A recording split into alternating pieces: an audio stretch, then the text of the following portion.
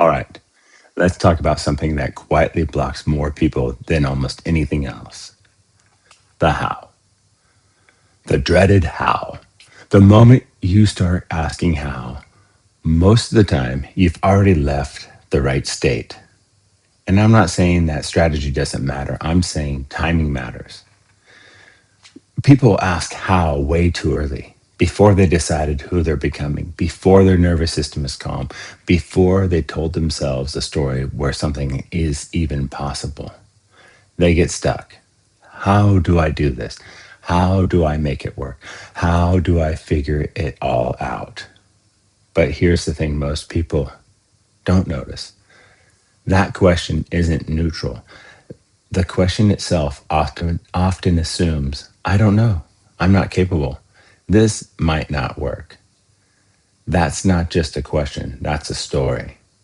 And stories create states. States shape perception. Perception determines what you can see. There's actually neuroscience behind this. The brain is a prediction machine. It's always trying to confirm the story it's already telling. So if your inner narrative is doubt, your perception goes looking for evidence to match that. If the story shifts to possibility, your brain starts confirming that instead.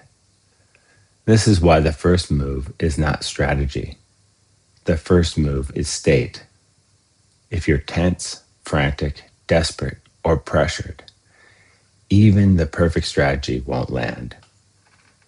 From a nervous system perspective, when you're in stress or threat mode, the brain actually narrows options. Creativity drops, problem solving drops, you're in survival.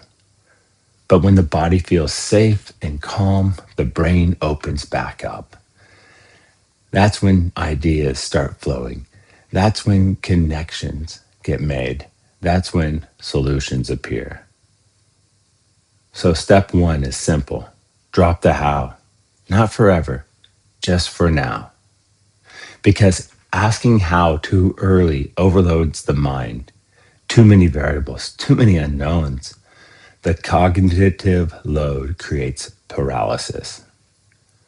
But when your state stabilizes first, the mind can handle complexity again, one step at a time.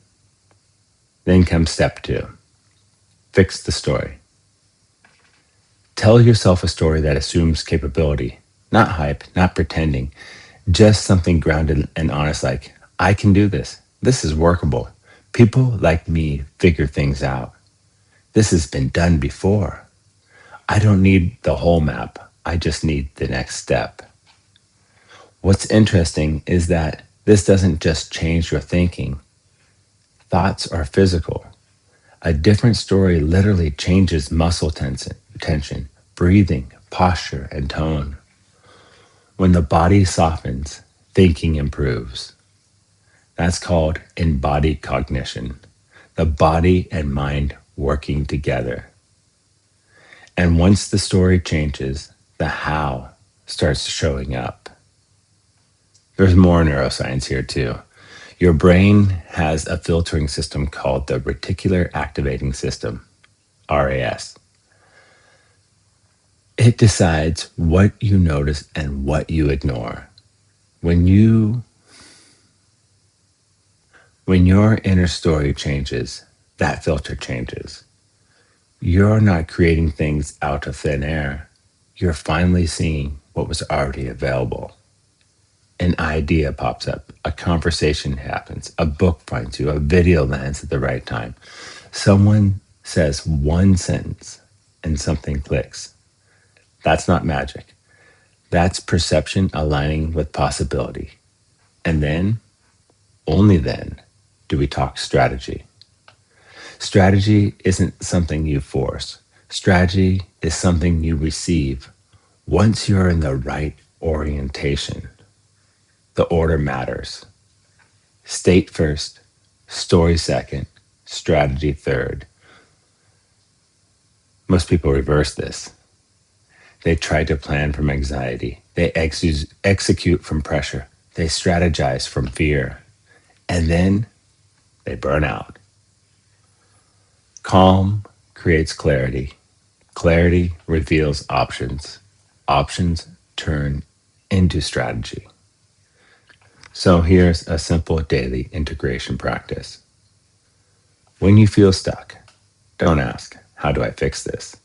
Ask instead, what state am I in right now? What story am I telling myself? Slow your breath, drop your shoulders, ground back into your body. Then tell a better story. This is unfolding. I'll see the next step when I'm ready to take it. I don't need to force this. And here's the powerful part.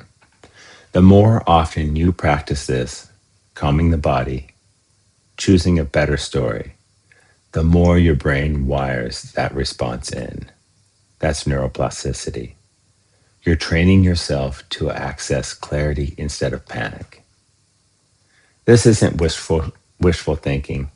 This is how the brain works. When it's regulated, focused, and oriented towards possibility. So remember, drop the how, fix the story, get into the right state, and let strategy show up.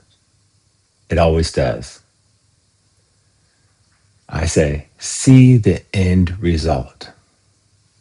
I know I got this from all these manifestation teachers, Neville Goddard and whatnot, but see the end result that you want. I used to paint houses for a living, and you know the color, you know the house, and I could visualize the end result.